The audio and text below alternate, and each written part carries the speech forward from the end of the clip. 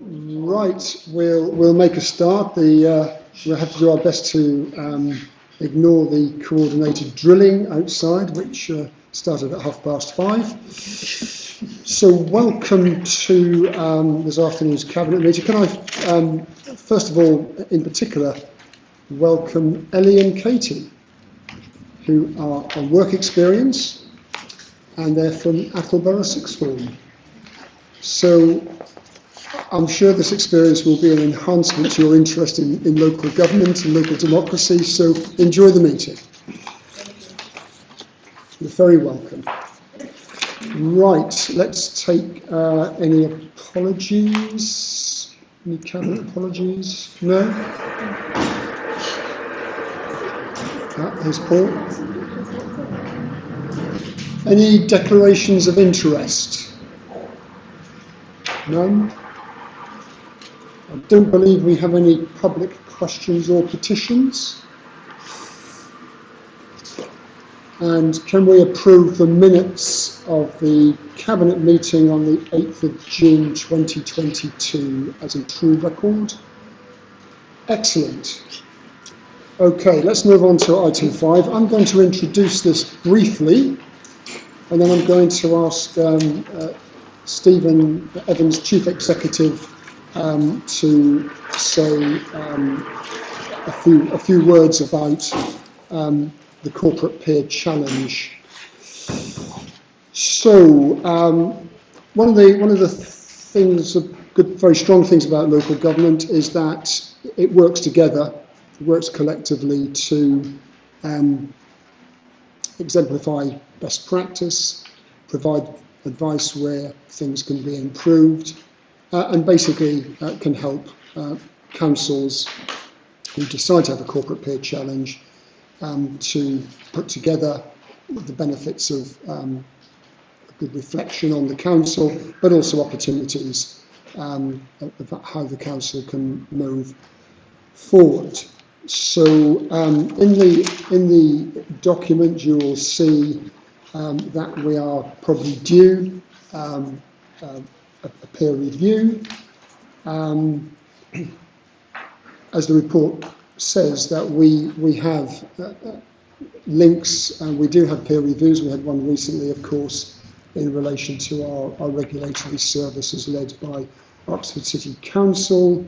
And I have to say that our role as members of the Key Cities Group, there's a lot of good examples of best practice that we share among a group of cities that have similar characteristics to our own.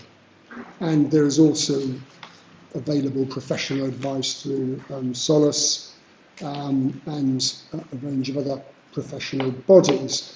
So, Corporate Peer Challenge for Norwich, it has there's a structure to these, and the full details are as appendices to this report. 5 different themes.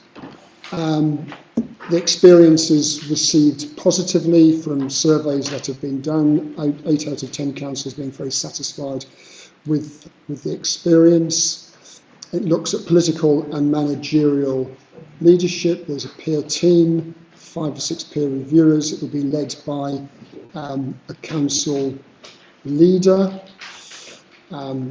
As a Labour administration, we would expect to have a Labour leader of a local authority, and we would want someone who's got experience of leading an urban council. If we're content to proceed, one of the recommendations is that fine detail shaped between myself and the Chief Executive. It's usually 4 days. And the consultation, I think this is particularly important, we've got opposition colleagues here, covers on page 14, leader of the council, cabinet members, leaders of the 2 main opposition groups, and a cross-party group of backbench councillors as well, officers from the corporate leadership team, senior leadership team, and other groups of officers, plus our strategic partners. And as you know, we have a rich tapestry of partnerships to help deliver our 2040 Norwich vision. So I think this will be a very good thing. 2 possible dates, either in the autumn or at the beginning of the new year. So with those introductory remarks, I'm going to ask Stephen just to flesh some of those points out. Thank you, Leader. Not too much to add. I think the report is hopefully fairly self-explanatory. Our new corporate plan talks about us being an outward-facing learning organisation, so that does mean looking outwards, learning from best practice from across the local government sector, and I think an LGA peer review, corporate peer review, is a really good, tried and tested way of doing that. The last time we had one in Norwich was just over 10 years ago, so given the challenges of the past couple of years, the changes to the executive team and our new corporate plan, now's a good time, I think, to have another one, and we're committed to being transparent with the results.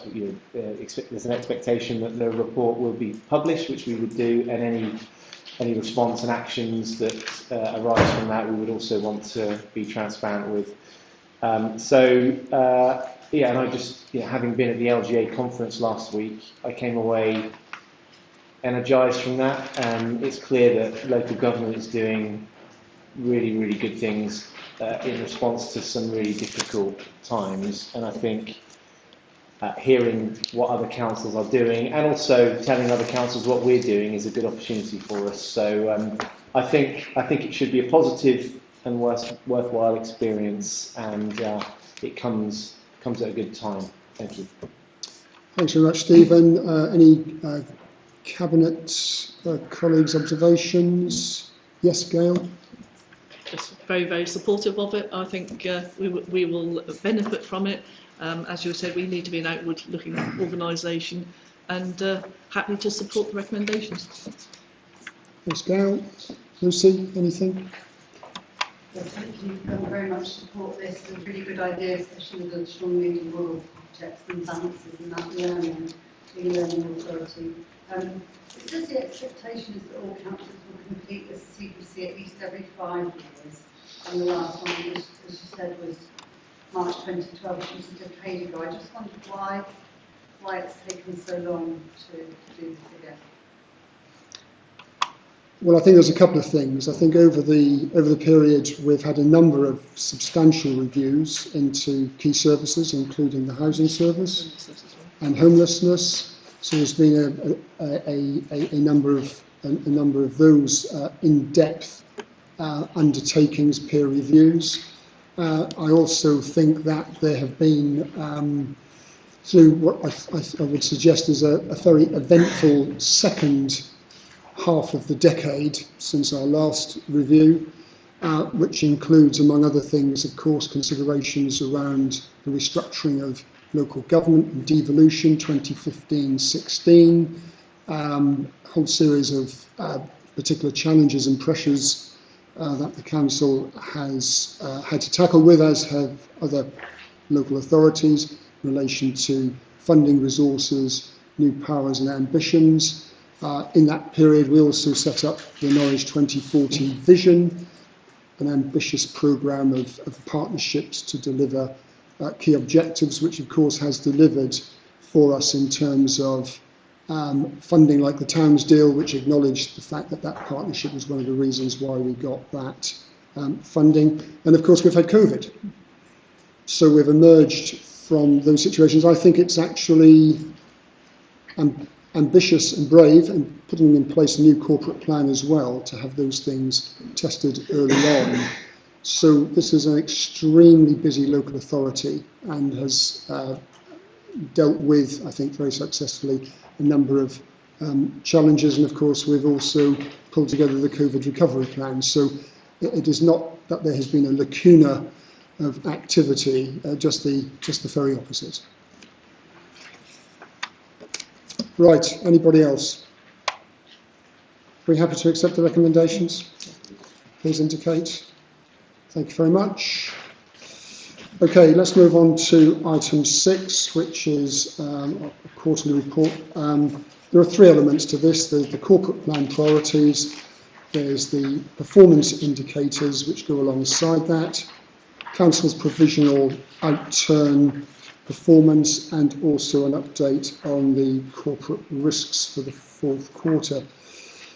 So this is the 12th corporate performance report for the 2019-2022 corporate plan. So we now have a new corporate plan which was passed by full council in February, and that will be the new corporate plan. Five key objectives will be the things that will be measured in relation to the KPIs. So a really important piece of work. I mean, a massive amount of work goes into these quarterly reports for the benefit of the council, but more importantly for residents as well. What we have is very usefully, and it's in a series of appendices, we have performance of the different directorates. So on page 46 there is an executive summary. There are explanations around the performance using the traffic light system of different service areas of the council. But I think what I would like to do, and Councillor Kendrick will be looking at the financial side of this and also the risk elements encompassed in this report, is to have a look at the performance of the different directorates. So pages 62 to 63, starting with community services. You have there the different levels of performance against the traffic light system, and a series of successes and challenges. So the transfer of the property services on the 1st of April, major piece of work, is very important, as is the Norwich building, the building maintenance unit, now coming into our wholly owned company. So I think that has been a massive piece of work, and in addition to that, among these successes has been the work that we've done for the Homes for Ukraine scheme. There are some challenges around channel shift and corporate complaints performance, but also a significant piece of infrastructure work, which is the NEC housing, which is now live, which is designed to significantly enhance performance across the council and, of course, for the benefit of our residents. If I move you on to page 42, 43, hang on, or is it? Let me just see. No. Services. Yeah. 78 and 79. 87, 89. Yeah, thank you. 78 and 79. 78 and 79.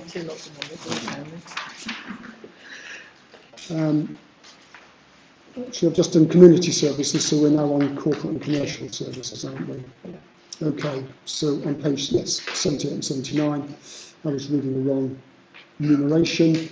A significant range of successes in terms of benefits claims. I mean, these are essentially vital services supporting people and businesses across the city, as well as delivering on self-isolation payments. I think the finance structure is now complete, which is really good. Internal audit function's been transferred. The cities of Dessa and Leave have been given, and the Reverend Jane Hedges being given the freedom of the city. Some important work being done in procurement, some improvements in NP law, and again, a successful transfer of services from Norwich North Building and NPS to Norwich City Council and the company. And then the challenges, and I just note the first one, which is, to do additional work as a revenue and benefits team, self-isolation payments, business support, grants, etc., while maintaining the usual level of service, and also dealing with democratic services issues in a time of COVID uncertainty.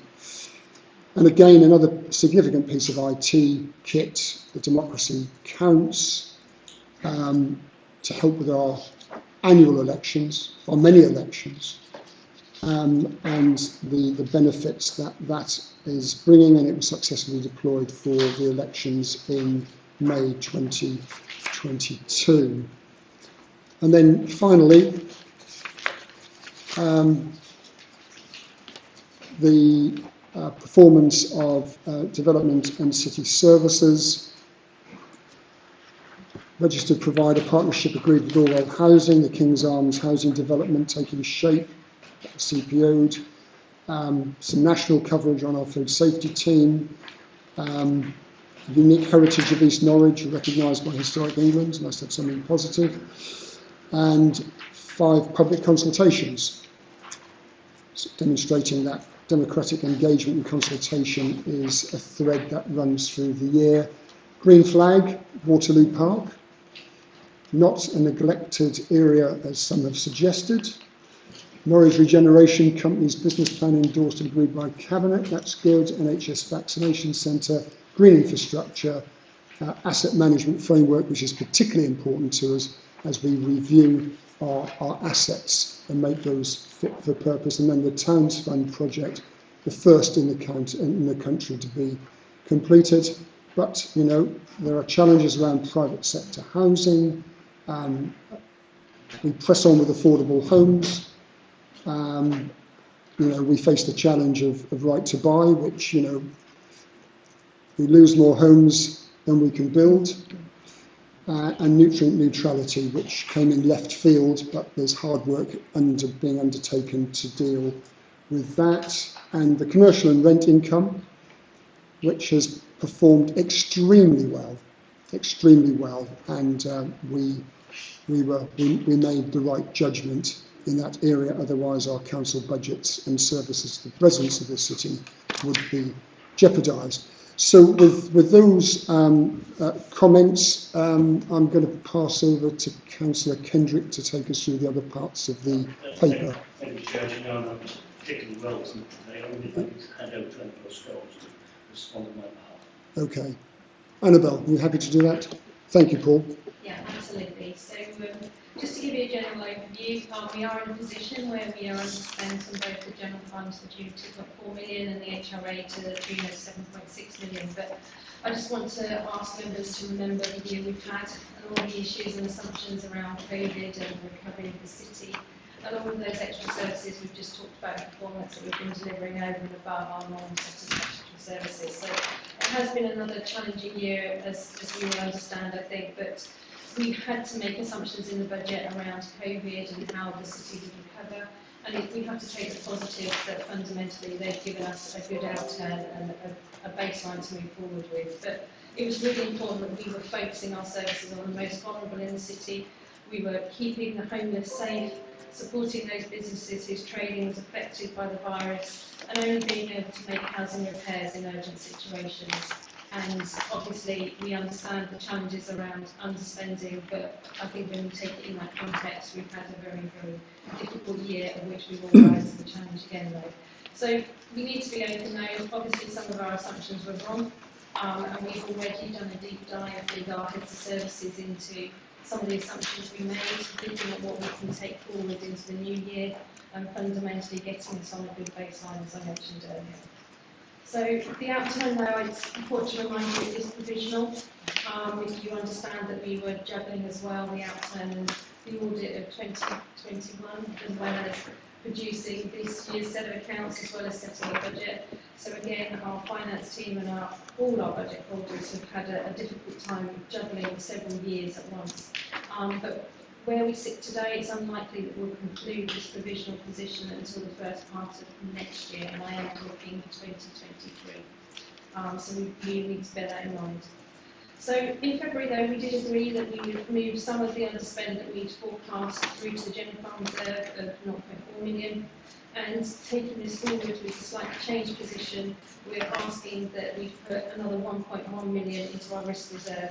And when we get into the paper around the medium-term financial strategy, later on this agenda, we'll start to understand in more detail why we do that. Because again, challenges haven't gone away, we've got different challenges that we need to look at. So the remaining 0.8 million, though, we're asking to move into the business change reserve. We've seen the success of that reserve and what it's enabled us to do to create more capacity to look at different services and support them in a different way and fundamentally taking the corporate plan forward. So we're asking you to approve that tonight. Our capital programme, though, was affected by the pandemic, causing delays to procurement of contracts, getting on site, and indeed restarting paused projects where contractors and their staff were impacted by COVID. So for both the general fund and the HRA, you can see slippage, and there is a request within the report again to give a delegation to myself in consultation with Councillor Kendrick to look at carry forwards and take any resources required into the new financial year. So that's the opportunity we get to protect those, finite resources we have and make sure they continue to deliver. But what we do need to be mindful when we're looking at slippage, we'll probably be looking over the 5-year capital programme and how we reprofile that. But obviously no resources lost at this point. It's just about making sure we continue on the right priorities. The Council's corporate risk register is also included in the report, and it shows that we're on top of the key risks facing the Council, including those associated with waste collection activity, which is subject to a detailed report. So the financial challenges over the medium term haven't got easier, and I won't go into the next report, but I hope that gives you an overview of what we're talking about today. Thank you very much. I mean, it highlights the point that there is a cost of living crisis for local government, alongside the cost of living crisis for all the residents of the city, and that needs to be acknowledged and understood. We try and impress that upon government. Okay, I'll take comments, questions. Gail? Thank you, Annabelle, for that. And as has already been pointed out, the revenue element of the HRA underspend is 7.6 million, with 23.2 million underspend on its capital programme. But of course, the same issues that have been described that impacted on the general fund connected with COVID have applied right across the board within the council. We've seen problems with delivering HRA services with both repair and maintenance, and capital programmes have been delayed. We couldn't move on some of our projects that we wanted. We couldn't build the new homes we wanted to build. There was not the result. There was not the staffing, all the equipment to do so. So it's been really difficult. What we have done is focused on the transition of the repair and maintenance service functions back from Norwich North Building Limited into the Norwich City Services, and the asset management back into the council. And this impacted on the performance in the final quarter of the year. This was absolutely the right decision to make, but it has been a difficult journey, but we are on the right trajectory with it. Of course, the other focus has been the new housing IT system, which you already mentioned, Alan. This has been a key focus and will help us in the future, but it's taken up a lot of staff time, and we're still working on it. There's still things that we need to get right, but it will make a huge difference to the data that we hold and how we can use that data. Because of the delay in capital expenditure, we didn't need to finance any of it from revenue in 21-22, which accounts for almost 5 million of the variance. And our assumptions on the level of debt from rent arrears was not as severe as it could have been. We were really, really worried that during the pandemic that the people would not be able to pay their rent, or would have other things on their mind, to be absolutely honest. But the income team worked incredibly hard to support people through that time, and was very, very successful, and I think that they should be commended for the work that they did. We've also, some of the works that we did attracted higher leaseholders contributions, so although income levels also rose in that area above our budget assumptions, and as Annabelle said, some of these are assumptions and we have to make those assumptions, but then we have to sometimes reevaluate them. The delays to both capital works and the need for the revenue maintenance to be undertaken to maintain the condition of our housing stock means that the short-term increase in the HRA reserve will be required in the future, and this is feed into the work that we're undertaking at the moment, and we're doing a review of the HRA business plan, 30-year business plan. So I think similarly to the general fund, both the business planning work and the base budget review will also help to inform our strategic discussions over the summer and autumn as we consider the difficult decisions we will face in the context of the cost of living crisis. And there is no way that we can avoid that, and it's going to be a very, very difficult year for us. But I'd like to thank officers for all the work that they have put in, because there's been an incredible amount of very, very good work. Thank you. Thank you for your very helpful comments, Gail. Beth. Thank you. Just a couple of things I wanted to pick up on. Firstly, the housing benefit change number of days and the excellent work that's been done by that team really to turn that around and get it back to 14, being a massive challenge, and they had a lot of other demands on them earlier in the year. So I just really wanted to highlight, that 14 days is an exceptional piece of work. I know it's mentioned, but I just wanted to raise that.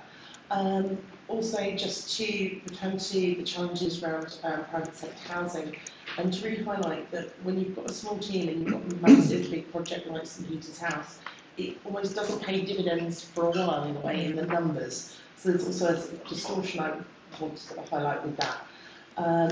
But also that it's an ever-growing area of need, and that was why I was so pleased we had the increase in the budget to take that further forward, and looking forward to the restructure to come. Thanks, Beth. Any other Cabinet colleagues? All right. Lucy? Thank you. Thank you. I feel better soon.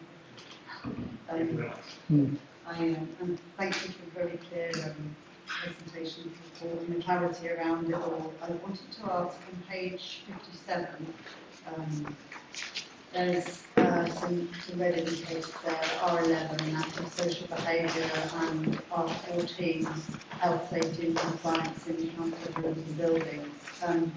Just to ask really why there hasn't been any reduction in that risk assessment around those areas, which have been a really high priority over the past 3 months. Just have that explained, because there have been concentrated efforts, and that hasn't reduced the risk. And what are the plans going forward to address that? Beth, you had your hand up. Thank you. So just responding to social behaviour, there was an awful lot going on around that, and I expect that number will be able to be shifted shortly.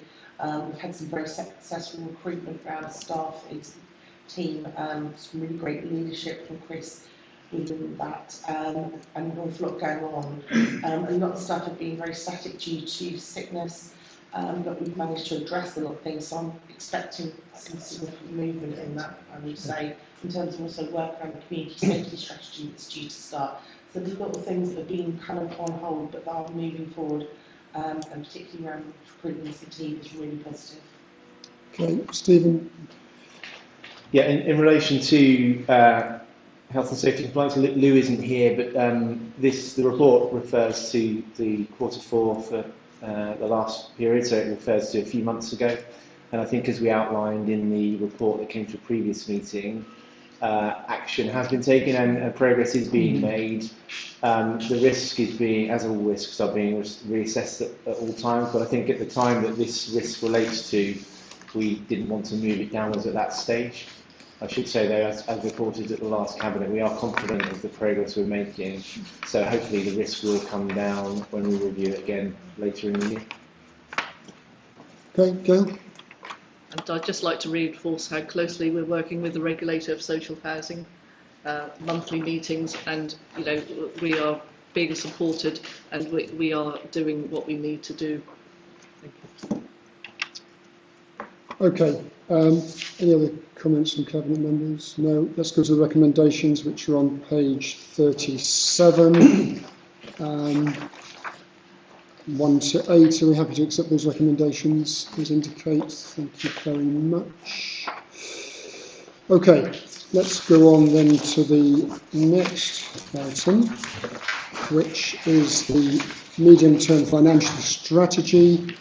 I think that's right, yes, please. Yep, medium-term financial strategy, item 7, page 103. We've had some preliminary comments on that already.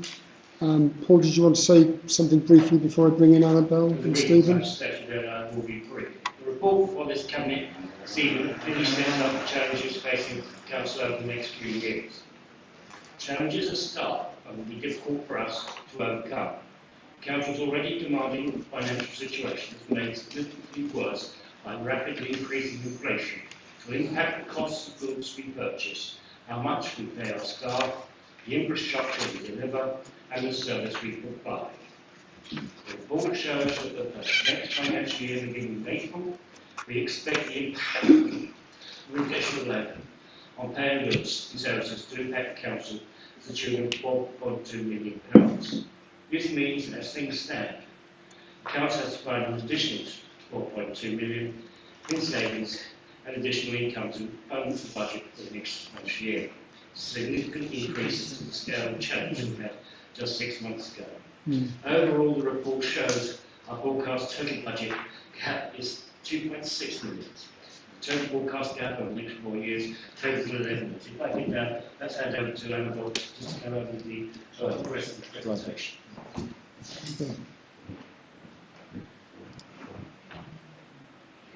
Yeah. Would it be possible to one of the officers just to... Yeah, yes.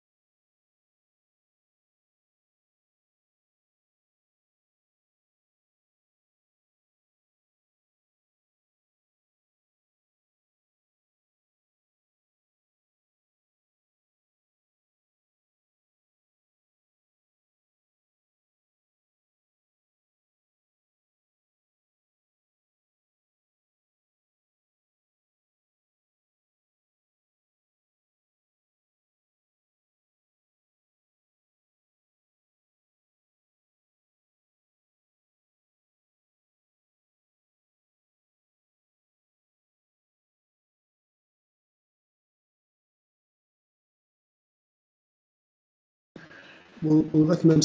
Stephen, did you want to make some introductory remarks before Annabelle? Yeah, thank you. Yeah.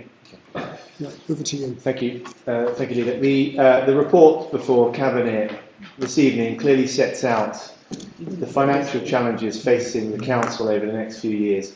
Those challenges are stark and they will be difficult for us to overcome. The Council's already demanding financial situation has been made significantly worse by rapidly increasing inflation, which will impact the cost of the goods we purchase, how much we pay our staff, the infrastructure we deliver for the city, and the services we provide. The report shows that for the next financial year beginning in April, we expect the impact of inflation alone to adversely impact the Council to the tune of 4.2 million. That is to say, as things stand, the Council will need to find an additional 4.2 million in savings and additional income to set a balanced budget for next year. This is a significant increase to the scale of the challenge we had just 6 months ago. Overall, the report shows that our forecast total budget gap next year has grown to 6.2 million, and the amount we have in general reserves is insufficient to cover a gap of this scale. The total budget gap over the next 4 years is forecast to be 11 million. Of course, forecasts can change, particularly in such a volatile economic environment, and we will keep our assumptions under review. However, the clear conclusion of the report in front of Cabinet is that the Council's financial situation is precarious and requires a focused response. This situation is not unique to Norwich. Every council, every public sector organisation, every business is feeling the squeeze. There are currently no signs that the government are going to step in to support councils by making additional resources available. Indeed, the signs are that further financial support won't be made available and that councils will have to ride out the pressures on their own through decisions taken locally. Every council will therefore need to plan for how they will get through the next few years without further support, whilst continuing to lobby for that support. There's no getting away from the fact that the scale of the challenge is such that the Council faces some very difficult choices and trade-offs, perhaps more difficult than at any time over the past decade or so. I can't be any clearer than that. Our response will require the Council to take a serious look at its priorities over the next 12 to 18 months, so that our efforts are as focused as they can be on delivering the top priorities for the city and those things that will deliver the biggest impact. It's not going to be easy. By implication, this will mean that some things we want to do simply can't be delivered during this period and perhaps not for the foreseeable future. It's likely that we'll need to stop doing some lower priority things altogether. Going forward, every decision the Council takes will need to be framed by the seriousness of the financial situation we face. Our response will require us to look at every opportunity to make savings, to deliver services in a different way, to make use of our assets and to prioritise the resources we have available. Difficult choices and decisions lie ahead, but the report sets out our approach to the challenge, and of course work has already begun to develop options to put to members for final decision next year. A further report will be brought to Cabinet in the autumn. Thank you. Thank you very much, Stephen. Annabelle? Thank you, Chair. So I will reiterate, I think, some of the points that Stephen has touched on there, but it's really important to acknowledge it was only February we were talking about a 10 million gap across the medium term. We're talking different numbers, more challenges, but we're coming out around over the medium term the same kind of figures. But we did approve 1.8 million savings over that medium term last year, but obviously the gap remains significant. But I do want to acknowledge actually all that has been achieved over the last 14 years of austerity, because the Council has kept us on track for that financial position, but we are moving again into another environment and the position is worsening.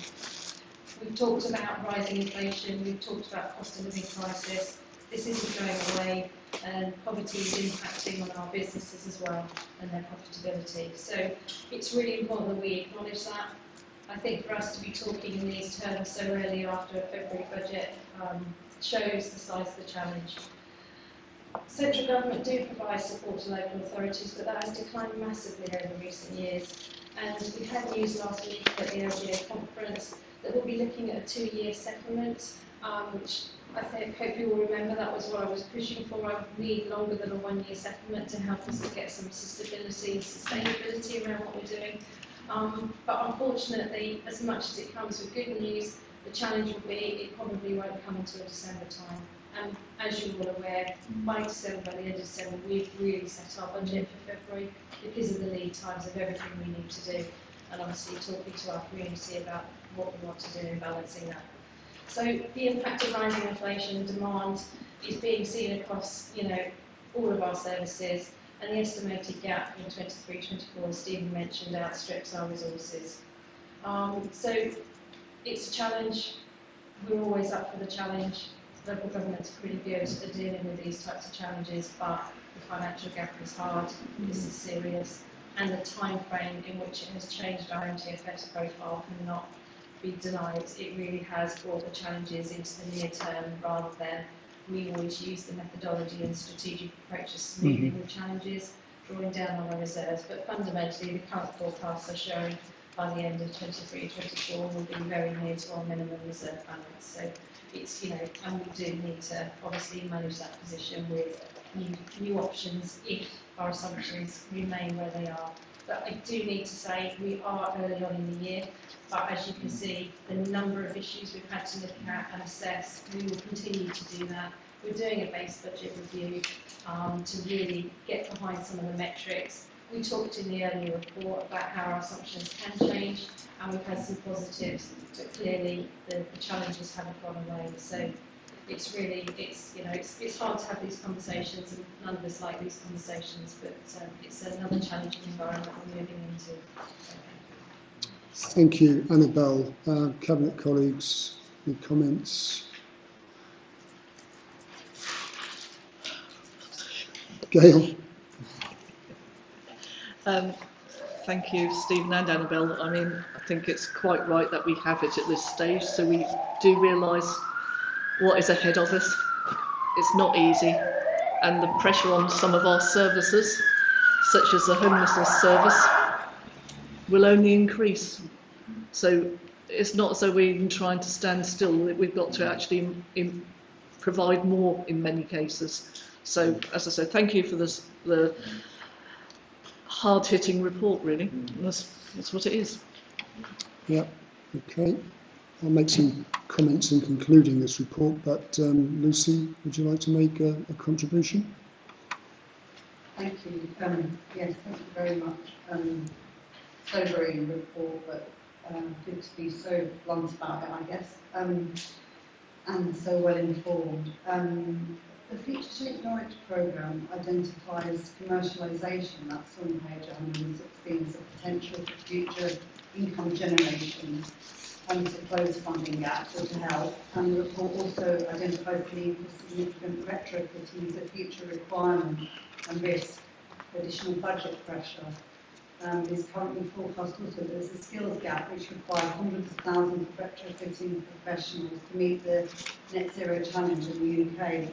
So investing in retrofitting capacity in-house could be a profitable, highly profitable long-term investment, which would also directly help meet the net zero challenge and decrease the budget requirements for retrofitting council housing stock. Has the council done any further work on considering investment in in-house retrofitting capacity to reduce the future budget pressure of retrofitting council houses, and as a highly likely successful future commercialisation venture?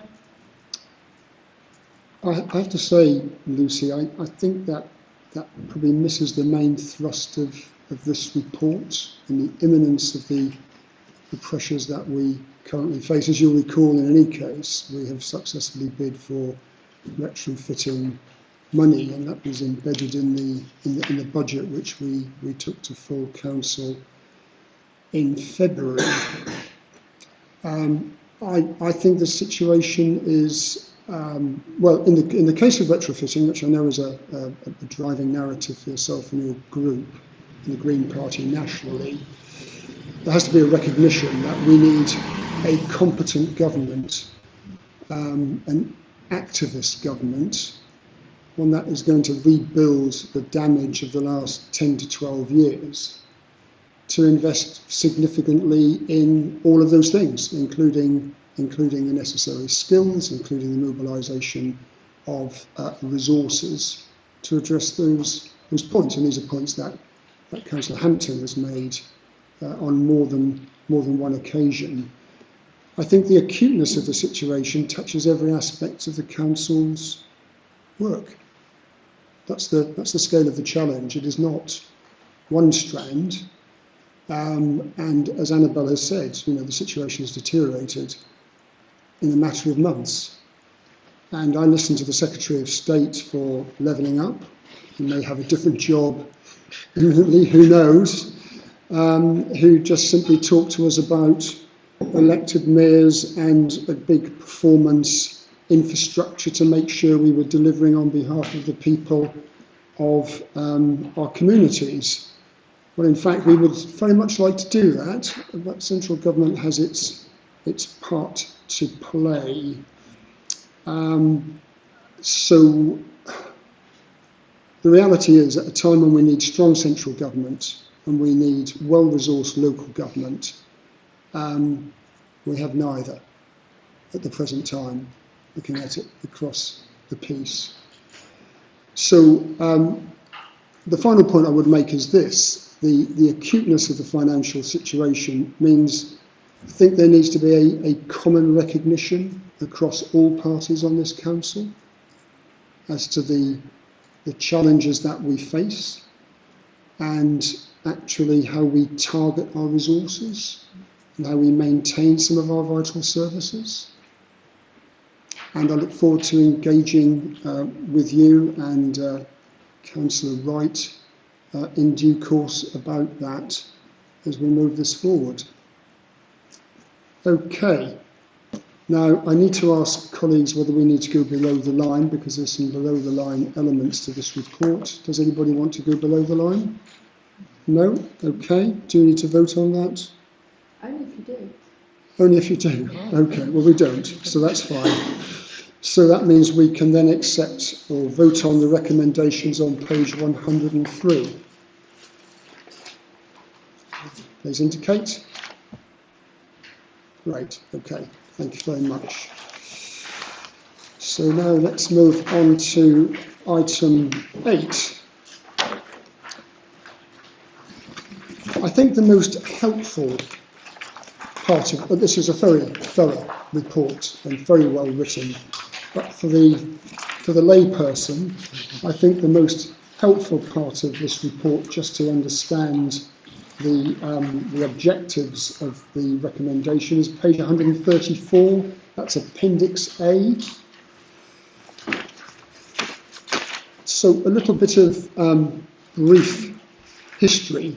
In 2013, Norwich signed a city deal, which essentially meant that we got low-cost loans from the Public Works Loan Board, some £80 million. Now, some of that funding has already been committed or has been earmarked, but there was some £20 million to establish a local infrastructure fund. And the money from that, for that was linked to the pooled infrastructure funding for infrastructure projects. And there are a number, and the report talks about a number of different resources and funding that we get to deliver the needs of Greater Norwich.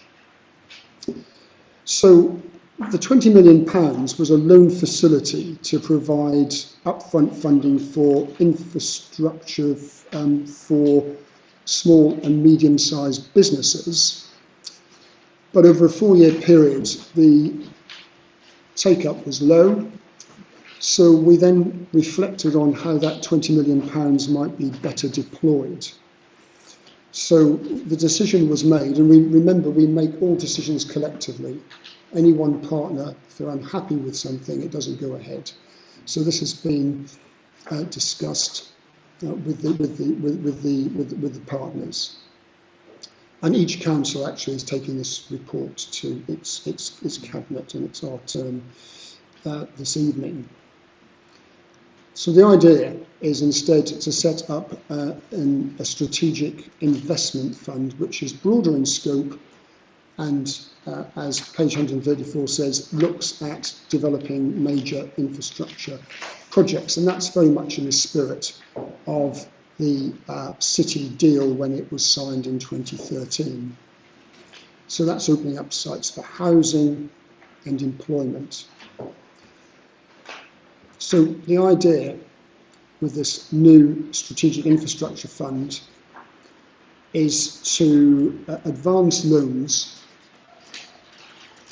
for any particular local authority area. So if it was in the case of Norwich, for example, we would take the loan, but we would have to guarantee that the return on that loan, which is to put infrastructure in to allow development and then allow that to be paid back to us with interest.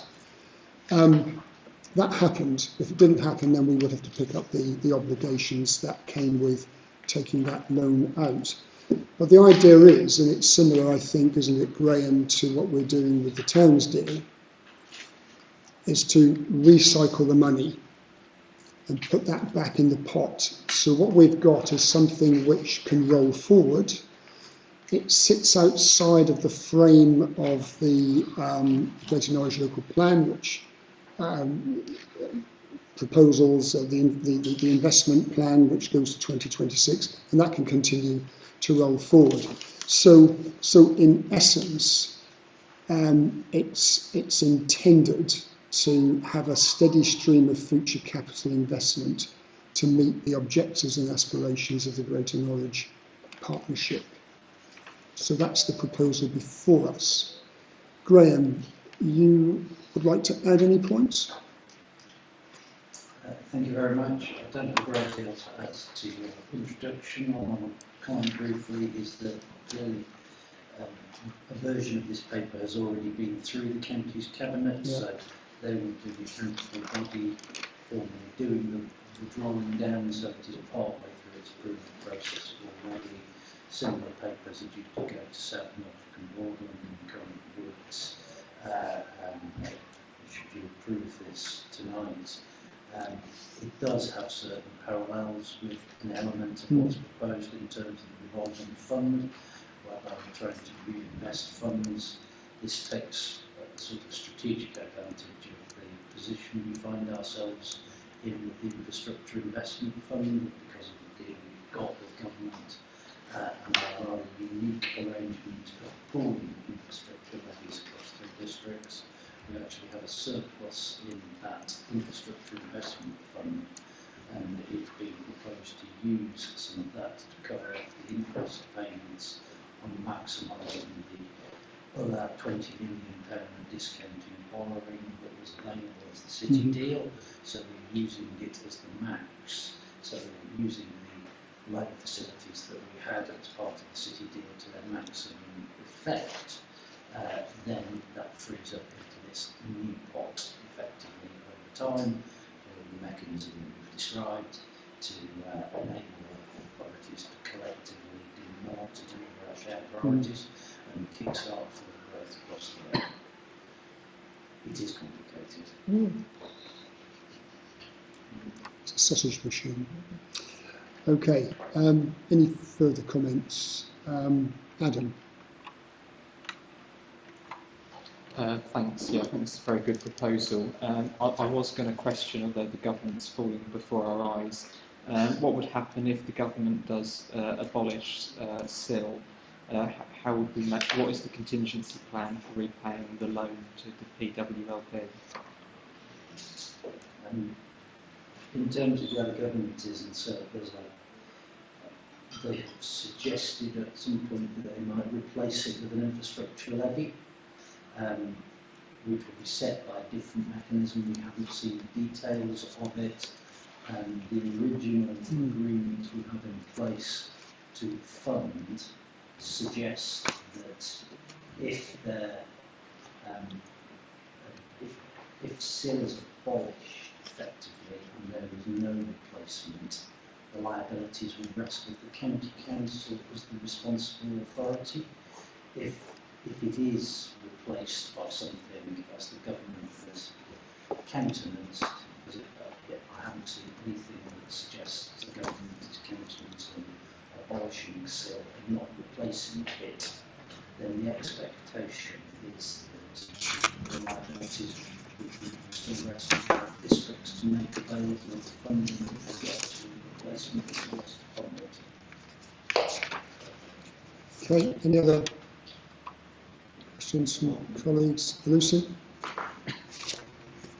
Thank you. As the report points out, roads fall within the scope of the City of New's benefit to infrastructure, and road building authorities such as Norwich County Council and National Highways have to date claimed that road schemes will not exceed carbon budgets. Other community benefits listed, as you know, in there are possible.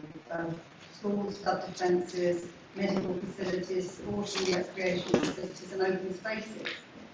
Can you explain how you'll ensure the project allocations from the Strategic Investment Fund will be used to drive all our objectives and achieve net zero, and not just be used for more road building? Well, one of the things I would recommend you take a look at, and you may already have done it, are the papers that go to the Greater Norwich Growth Board. And one of the things I introduced when I had my turn as chair, I think it was in the previous cycle about 3 years ago, is that we should plot across the Greater Norwich area the still investments. And actually those come, of course, to this cabinet, and you will have seen them. There's the Infrastructure Investment Fund, and that has produced all sorts of projects across the piece of the kind that you describe. And basically what we're building is we're building for the people of the Greater Norwich area a whole range of benefits, facilities, leisure, walking, modal shift in terms of the way they move around, libraries, and it tells a really good, strong story. So, you know, the ambition of the partnership is for the benefit of the people who live in the area in terms of communication, jobs, in terms of housing, in terms of the facility that make for a good life. And what we know around, you know, if we're looking at this sort of strategic fund, you know, for example, its contribution to the investment in East Norwich, which is a transformative project, which Mike chairs. So the benefits will be spread and deployed effectively, but with the objectives in mind of making it good investments for people across Greater Norwich. So I'll give you that assurance. And we're all committed to carbon neutrality.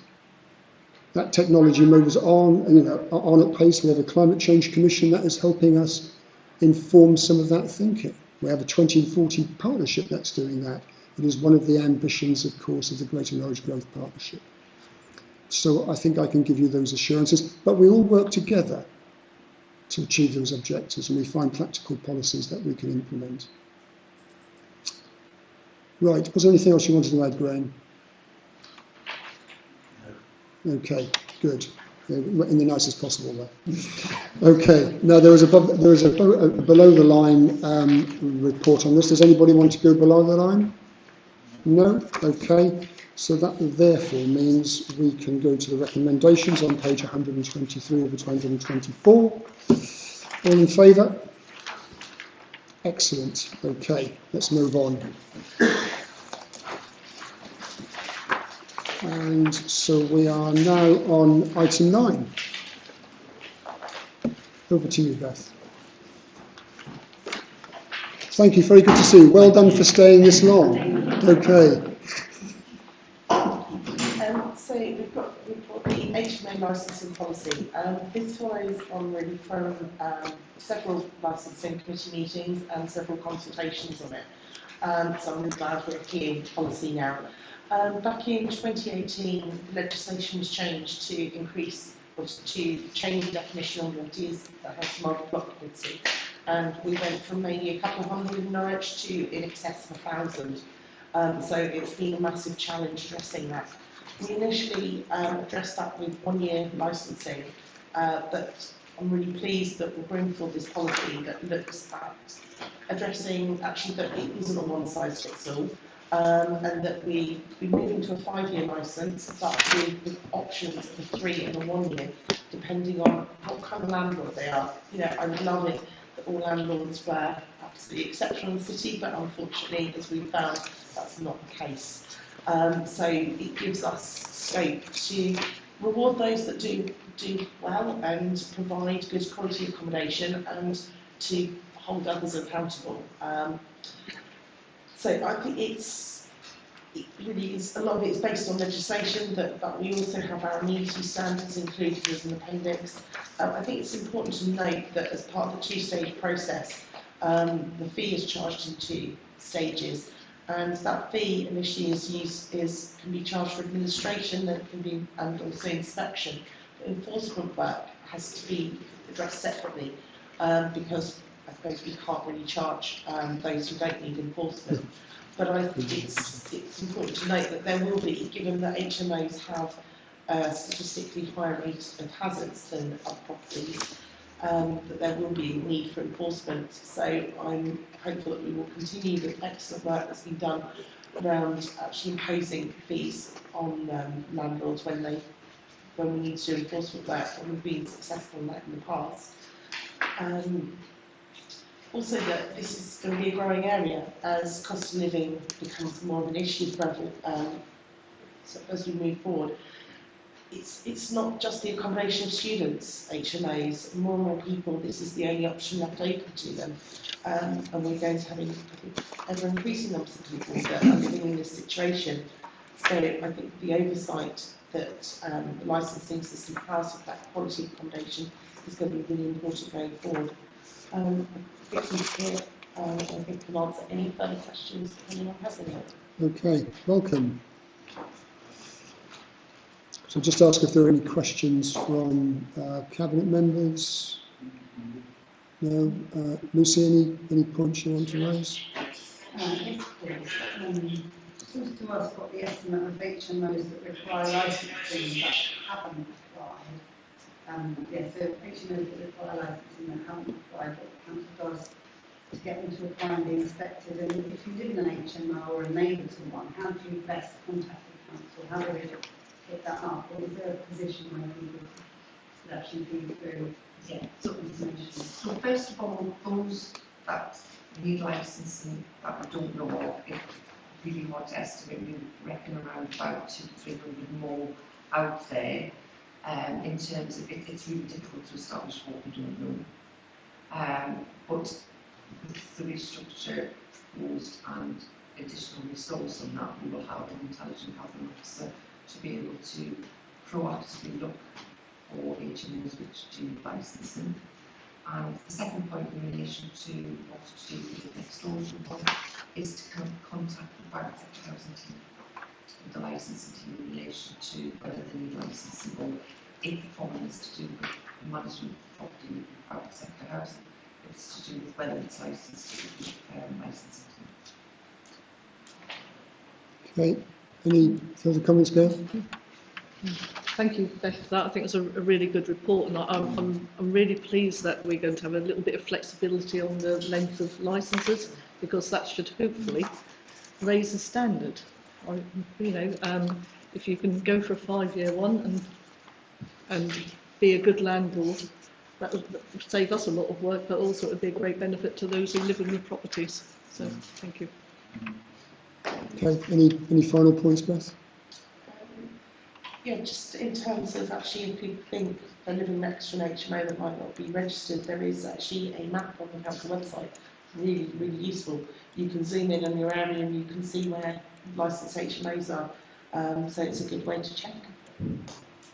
Yeah, good advice all round. Excellent. Okay, can we go to the recommendations, which is about adopting the HMO licensing policy attached to Appendix 1 and indicate favour? Yeah, very good piece of work. Well done. Let's go on to item 10, which is page 219, and that's in the name of Councillor Giles. Shared Prosperity Fund. Thank you, Aaron. So the UK Shared Prosperity Fund is the post-Brexit replacement for the European Social Fund, which local authorities used to be in receipt of. We've been allocated just over £1.5 million for a 3-year funding settlement. Unlike the Levelling Up Fund, Town Steel and the Community Renewal Fund, it's not a competitive bidding process, so it is an allocation. However, it is far less generous than the European Social Fund was. Under the European Social Fund, which Norwich was benefiting as a whole from £9 million per year, albeit it certainly wasn't all coming to the City Council. Under the UK SBF, we're getting 1.5 million split over 3 years. The reason the report's coming today is to delegate to officers in consultation with myself as the portfolio holder to submit an investment plan. The government have set a very short, if it still exists, have set a very short time frame for submitting the investment plan. The deadline is the 1st of August. The breakdown in funding across years is set out on page 222 in the table under paragraph 14. 80 to 90% of the funding is revenue funding, and 4% can be used for administration, which is a very small percentage. There are 3 themes to the UK SPF: communities in place, local business, and people and skills. There's no expenditure on people and skills until the 3rd year. Sitting beneath those 3 themes, 3 areas, there are 4 core themes as set out in the report, and 42 different interventions the Council can make using UK SPF funding, which are listed in a prospectus. In the investment plan we submit, we have to set out the percentage of funding which will be spent against each of these interventions that are selected by us. We have to give a breakdown of which output and outcome measures are being used and an approximate target figure for each. Any unused funding in a year cannot be rolled over and would have to be returned to the government. The Council has been given £20,000 for the cost of producing the investment plan. There has been significant consultation. There was an event at Blackfriars Hall, which I attended along with our community enabling team, where over 50 VCSE organisations were represented. And there was a members' drop-in day in the Westwick room when Kate based herself there for the day, and members were able to drop in and give their thoughts on what the priorities should be. So the actual content of the investment plan isn't in this report, it's just the recommendation to delegate the submission of the investment plan. Thanks very much. Very good exposition of the key points. Any Cabinet members' comments? Yep, Mike? Can you comment on the resources which would be available under this new scheme in comparison with what would have been available under the European Social Fund? Thanks. Yeah, I will set that out again. So under the European Social Fund, Norwich as a whole, and some funding was going to the county council, some funding was going to the LEC, etc., was benefiting from £9 million per year. Under the UK SBF, which is replacing it, it's a £1.5 million, or just over £1.5 million funding allocation for a 3-year period. So although it sounds great that we've got this new fund, actually Norwich has been shortchanged by the government, and when Boris Johnson said that the country wouldn't lose out from Brexit, he was clearly lying. But as we've seen, the Prime Minister can't even tell the truth to his own colleagues in the cabinet. So that's no surprise. So the point being that what we're getting is a tiny fraction of what we would have got under the ESF if we still been members of the EU. Yeah. It's worth chasing after, but the timescales are tight and the resources are certainly thinner than we should justifiably think we should have. Any other cabinet comments? Lucy, anything on this? Yes, please.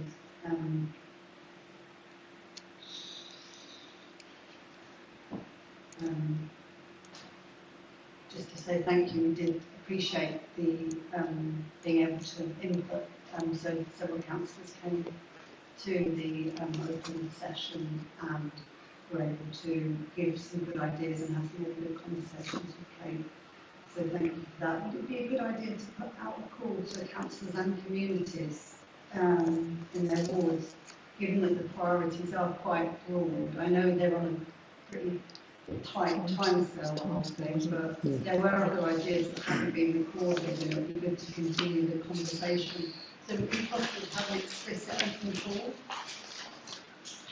So yes, so residents and organisations can submit their thoughts through the Get Talking Norwich website, but also the community enabling officers and community conversations officers and community connectors that we're employing across the city are going out and speaking to residents in those most deprived neighbourhoods, because they're most in need of additional funding, asking what they think our priorities should be for our investment plan.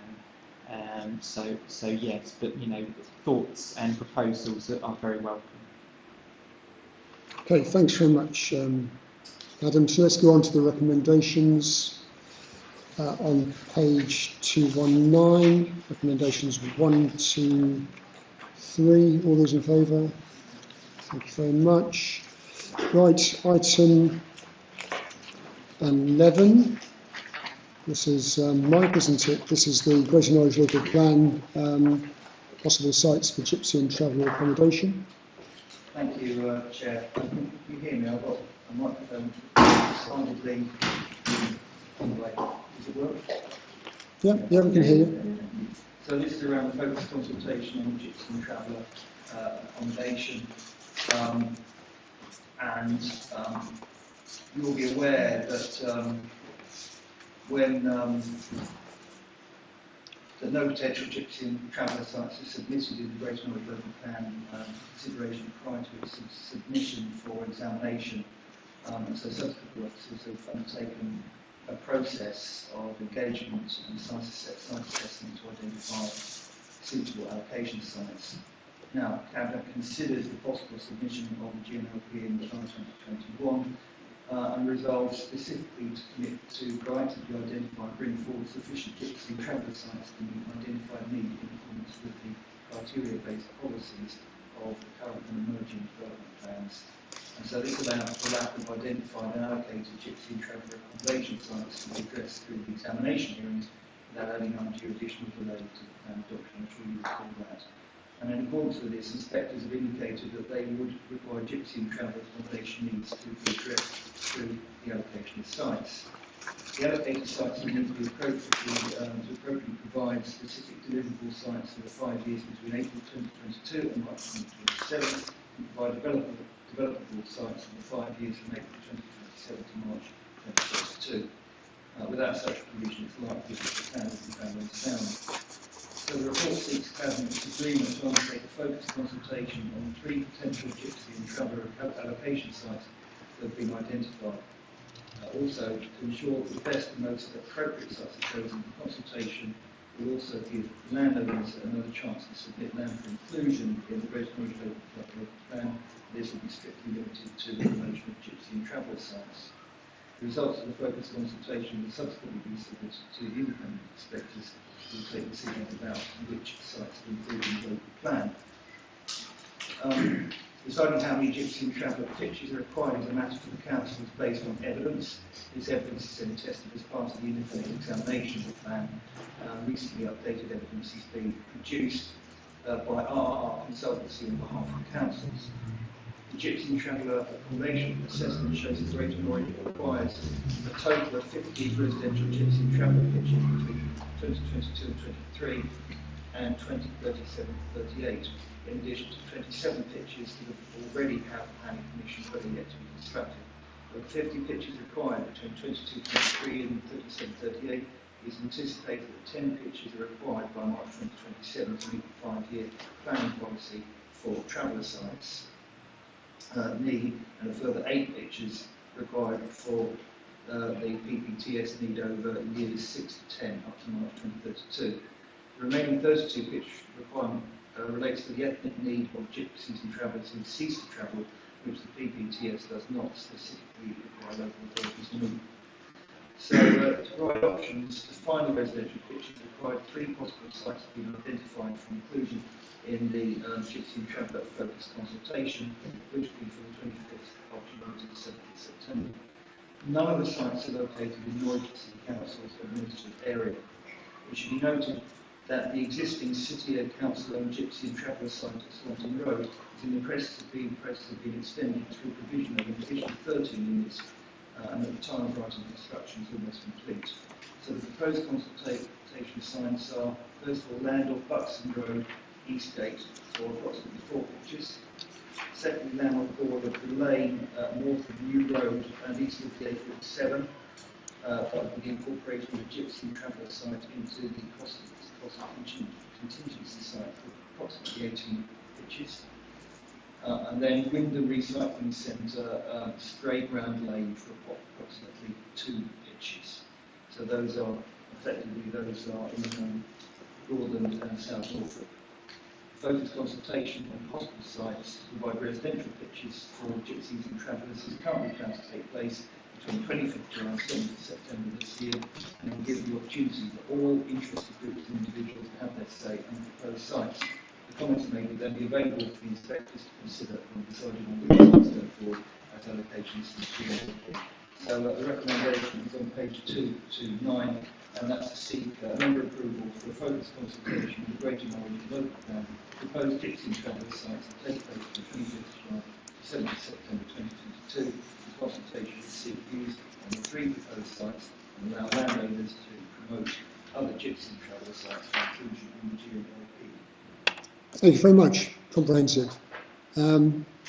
Any questions from Cabinet members? Judith, anything you want to add? No, I don't have anything to add. I'm happy to take any questions. Okay, that's great. Lucy? Thank you. Yeah, and just it's not included in the report, I don't think so. Just to clarify what steps are being taken to ensure the Gypsy and Traveller communities are being fully consulted.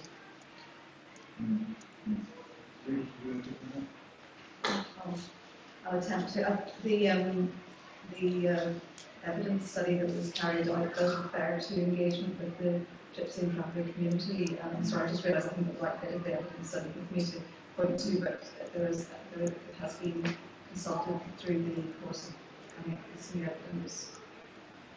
Okay, yeah, you need to go into that all under as well. So you need to know more perhaps provide you that on meeting. That's it. Okay, let's go to the recommendations. All those in favour? Thank you very much. Let's move on then to item 12, which is Kate, over to you.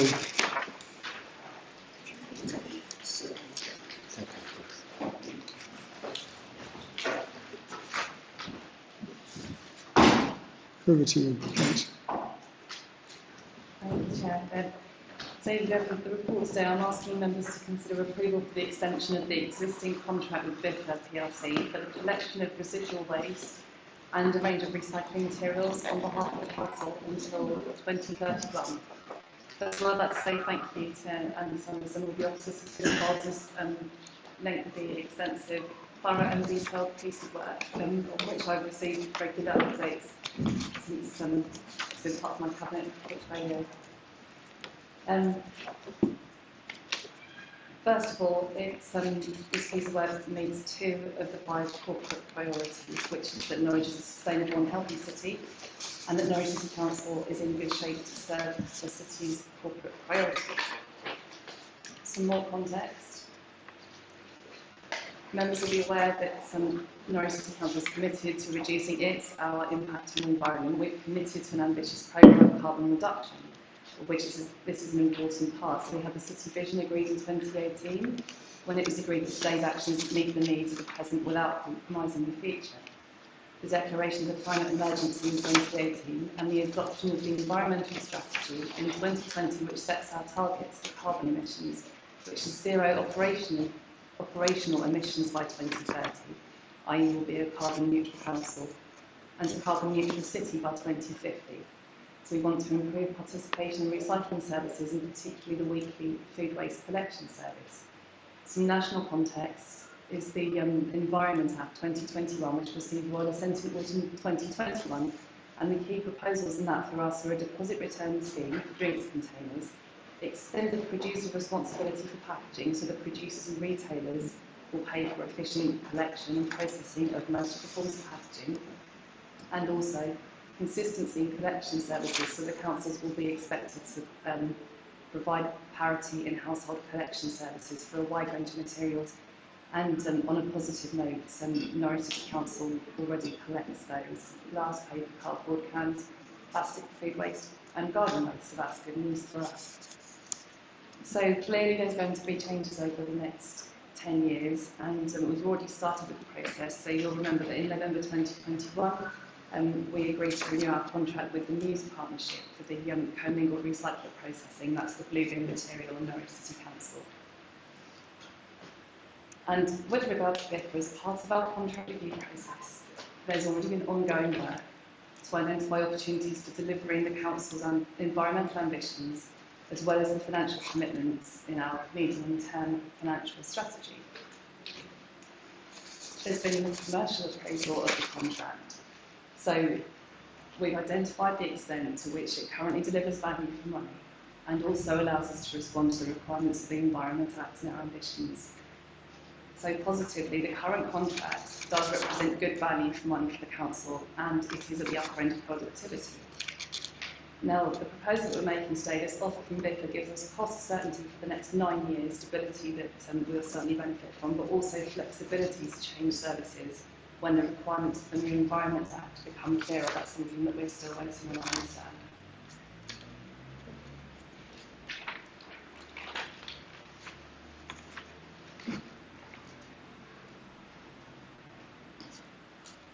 The proposal will achieve a budgeted level of savings over the next 5 years, and also we have the flexibility to prepare further options for procurement of a zero carbon fleet, and it gives us as City Council much greater control over the process. So we're proposing that the contract is extended on a like-for-like basis at this time, but there will be the opportunity to incorporate the measures in the UK Government's Environment Bill in relation to the 3 initiatives that I mentioned earlier: the deposit return scheme, the extended producer responsibility for packaging, and consistency of collection services. And that will be in the longer term, and that will happen through normal contract management arrangements, all to be aimed at increasing recycling, reducing waste to landfill, and reducing council's impact on the environment. We also, as I say, have the option of how we could introduce a zero carbon fleet prior to 2027. So I think you'll agree that the proposal complies with our targets and ambitions, it meets our corporate priorities, it supports our medium-term financial strategy, and the 9-year extension allows us stability, but also the possibility of flexibility, which in the current circumstances and all the changes that we certainly need. Thanks very much, Kate. Very clear. BIFA have been a very good and responsive partner over many years. Anything you wanted to add at all, Andy? Thanks, Councillor Waters. Yeah, I just wanted to emphasise that the main takeaways for me in the report are that we currently have a good deal with BIFA, that the offer that's on the table just now continues that good value for money best value. It also gives us cost certainty, as Councillor Oliver has mentioned, over the next 9 years. And really importantly, and this is something that developed through the options appraisal process. It gives us control over our future, much greater control than we would have had previously, in terms of the flexibility to introduce new services, but also to look at that zero carbon fleet in 2027, and it gives us time to model that. So those are the three things that I really want to emphasise in the report, and I think your questions. Yeah, good. Thanks very much, Andy. Very helpful points. Any comments from Cabinet colleagues? No? Question from you, Lucy? Thank you. Yeah, just wanted to ask how you've taken social value into account in the contract. And is there a stipulation that BIFA is required to demonstrate a movement towards net zero for its operations by a given date?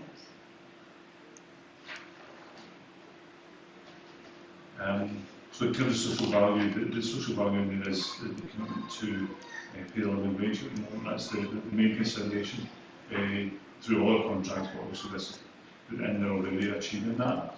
In terms of BIFA's own commitment to net zero, they're delivering on our behalf, and it's up to us to control that. We wouldn't necessarily stipulate that in the contract, that we would identify how we would achieve net zero through our operations by 2030. It's not putting that onto BIFA. That's for us to develop in partnership with them over the next 5 years or so, and procure that net zero carbon fleet, if that's the way we want to go down, or the route we want to go down.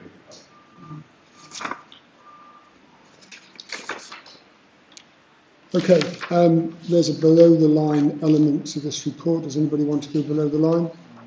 No? Okay, look, this is a really positive report. A lot of good work has gone into this, and it deserves the support of the Cabinet, I think. Please indicate. Good. Okay, thank you very much. Let's go on. Thank you, Andy. Let's go on to item 13, which is award for contract for security services. That's over to you, Mike. Thanks, Alan. So this is around contracts for security services at our multi-storey car parks, Market and Marcross Depot. They're due to expire at the end of June of this year. And we're looking for a single contractor to provide the services, although we do acknowledge that different requirements may result in awarding one contract, one contractor being suitable. Tenders will be evaluated on the basis of 50% quality, including social value, and 50% price. The contract will require all staff employed on the contract to be paid the living wage, and the contract will require monetary information to be provided to the council to enable effective management of the contract and performance of the contract. Approval to delegate the award is sought as the procurement timetable does not allow for the report to be brought to Cabinet, identifying the winning suppliers and the time frame allowed. Therefore, Cabinet is requested to delegate the decision to award contracts in the framework of the Executive Director of Development of City Services in consultation with the Cabinet member for sustainable and increasing growth. And we have the recommendation on page 243. That's our mutual contract for these services, and also delegating more. Okay, thanks very much. Any questions, Cabinet members? Lucy, any questions from you on this? No? Okay. Can we agree the recommendations as outlined on page 243? Thank you very much. Now we need to go below the line. Do we need to vote on going below the line? Right, who would like to put their hands up to go below the line? Everybody, I hope. Excellent. Exclusion of the public. Ghost is just a subject. Yes.